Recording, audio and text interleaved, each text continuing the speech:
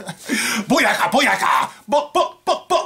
What's up, guys? This is the Gospel according to Mark with a C. He is I, and I am he. Just taking some time to tell you exactly what's on my mind. Check it out. As always, I want to thank everybody in the house, everybody who likes, everyone who shares, everyone who subscribes, and bangs that notification bell, as well as everybody who comments. I truly do appreciate your comments. I just love this community that we have here, and I thank you guys for welcoming me into it. Now, speaking of the comments, I want to address real quick this question that was put to me in the comment section of one of my last videos. And I can't remember the brother's full name, but your first name, and I know I'm going to mispronounce it. I think it's Cesare. I think it's C-E-S-A-R-E. Okay, so I'm not sure how to pronounce that. But my brother Cool C wants to know whether I feel that Star Wars Episode 9 can redeem, is it possible that it can redeem the Star Wars name? And bro, listen, I don't want to be pessimistic about this because you never know. Anything can happen. Dreams can come true. But let me just put it to you like this. This is how I feel about it. I think that it's too late, baby, yeah, it's too late. Diznee Lucasfilm had to break it. My favorite Jedi has died and I can't hide it, I just can't take it. Oh, no. What more can be said? I don't believe that it can be fixed, bro. I'm sorry. Once they did not put Han, Luke, and Leia in a scene together, it was all downhill from there. There was no way they were going to salvage this, you know. So no, because the memories are so damn bad. It's just going to leave a bad taste in my mouth, as well as anybody else's mouth in the future who sees this. Anyone who gets introduced to the Star Wars saga in the future, you know, when they go through all of the other ones and then come to this, I'm convinced that in the year 3125, someone is going to come across The Last Jedi and be like, what the fuck? And then be like, what were they thinking? And then they're going to go back and they're going to look in the dictionary or Wikipedia or whatever, and they're going to see a picture of the great Pumpkinhead, Rian Johnson, and they're going to be like, oh yeah, okay, well, he looks like a dick. All right? And I think that's just the way it's going to be for all time. All right? So, there you have it, man. I don't think it can be redeemed. I think that they're desperate, and because they're desperate, they're trying to throw everything into this movie. Oh, we have Yoda. Oh, we have Lando. Oh, we have Force Ghost Luke. Oh, we have this. We have that. We're going to just throw all that shit in there. You know, even though this is supposed to be about moving forward, but they seem so desperate to try to lure the very people that they've been insulting for these last couple of years, or at least the year that has been since The Last Jedi came out.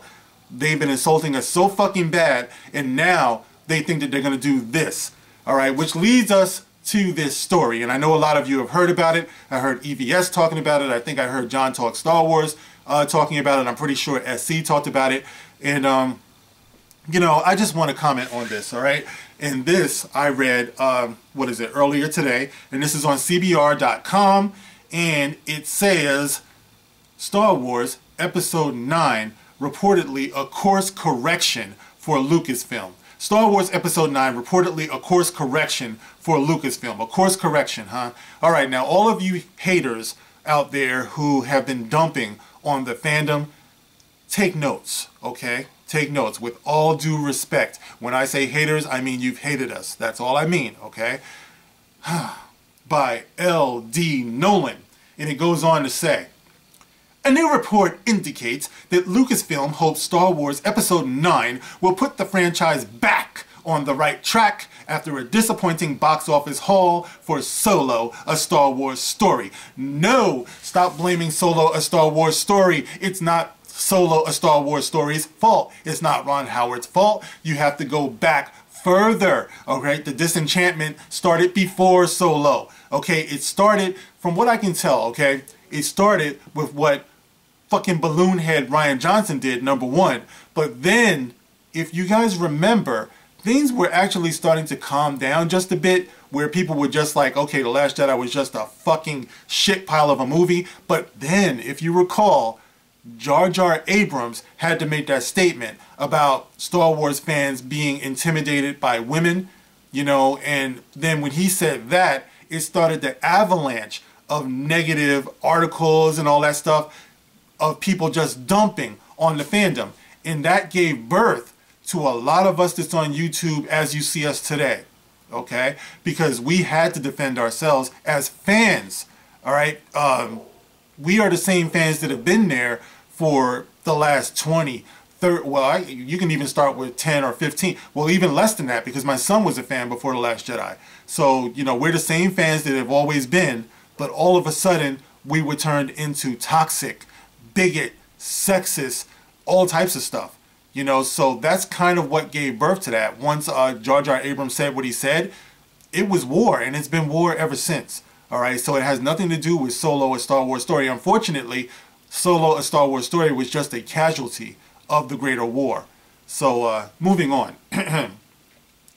The report comes from Variety's article on how several major studios are pursuing J.J. Abrams for a record-breaking mega deal. According to the article, Lucasfilm is approaching Episode 9 as a course correction following the failure of Solo to meet expectations. Boy, they're just going to dance all around this thing, man. I know you still don't get it, and you probably won't get it, which is the reason why Episode 9 will fucking tank.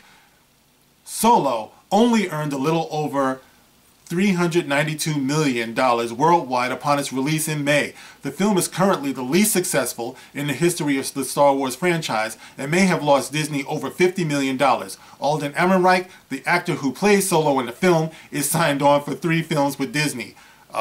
You better get him a cameo in Mary Poppins. I mean, that's the only way I can see it. All right, which means he could still return to the role in some capacity in other spin-off films set during that time period. Why would you do this to this guy? Look, Alden deserves to have a career. Okay, I don't even have ill feelings towards Alden. He was just a guy who took a paycheck the way he should have, you know, who was put into an iconic role that he was not fit to inhabit. That's all it was, you know. But for you guys, if you actually drag him back into this role, it could mean some bad things for him, you know, for his career. Think about Alden. Hashtag think about Alden. Don't do this to him. He's still young. He should have his whole life ahead of him. Alden, hey, listen, be strong, okay? Because in the past, we've seen what happened to the actor who played Jar Jar Binks, and of course, you know, the actor who played young Anakin Skywalker. It shouldn't be your fault, Alden Ehrenreich, all right? If you're able to at all, never return to this role, okay? It didn't work, it won't work, it'll never work, okay, Alden? So that was a quick sidebar. All right, moving on. However, Solo itself is unlikely to get a sequel. You think? Abrams, who directed 2015's The Force Awakens, is returning to the director's chair following the departure of Colin Trevorrow in September 2017. Production on Episode 9 began in August, according to a tweet from Abrams. Directed and co-written by J.J. Abrams, Star Wars Episode 9 stars Daisy Ridley, Adam Driver, John Boyega, Oscar Isaacs, blah blah blah blah, blah blah blah blah, blah blah blah blah blah blah. Alright, the film is scheduled to open on December 20th, 2019, or as I like to call it, Bloody Friday. I don't know if that's a Friday. I just like saying that. Bloody Friday. Because much like Daniel Day-Lewis, there will be blood! Yes, yes, like Carrie, I'll be standing outside the movie theater like, they're all gonna laugh at you! And it'll just be horrible. Alright, but the point is that they're talking about a course correction. Now, what you must realize, guys, is that this is code for they know they fucked up. Alright, and I really, really would respect them more if they would just admit that they fucked up and they would let us know that Ruin Johnson is not going to get that trilogy. Because, like, name and face association, when you see him, you won't see the fans. That's just how it is. It's like there's been way too much bad blood between all these people. Alright, so he's going on to do this film Knives Out. So I say, carve your ass a new career. Rian Johnson. It's like, go in that direction. All the best to you. Although if it were up to me, I would run you out of Hollywood. Your career would end up looking like John Travolta tied to the back of that car at the end of The Punisher. Google it. The end of The Punisher, guys. I think you can probably find the clip on YouTube. If I can find it, I'll leave it in the comment section where John Travolta gets dragged by the Punisher out of the fucking movie at the end. That, to me, symbolizes what I would like to see happen to Rian Johnson's career after what he did, and he did it purposefully because he says he likes to split the audiences. So Diznee Lucasfilm, knowing that you know this, why would you think that it's not necessary to do damage control at this point? Kathleen Kennedy, this happened on your watch. That's the reason why you get the hatred that you get, because you're standing by smiling because Rian Johnson, he makes you feel all tingly down below. And, ooh, Ryan, you do exactly what I say. No, there are things that are more important. And this is what you guys need to realize. Integrity of the story is important. Substance in the saga is important. It's very important because actually that will translate into ticket sales when you tell a good, strong, solid story.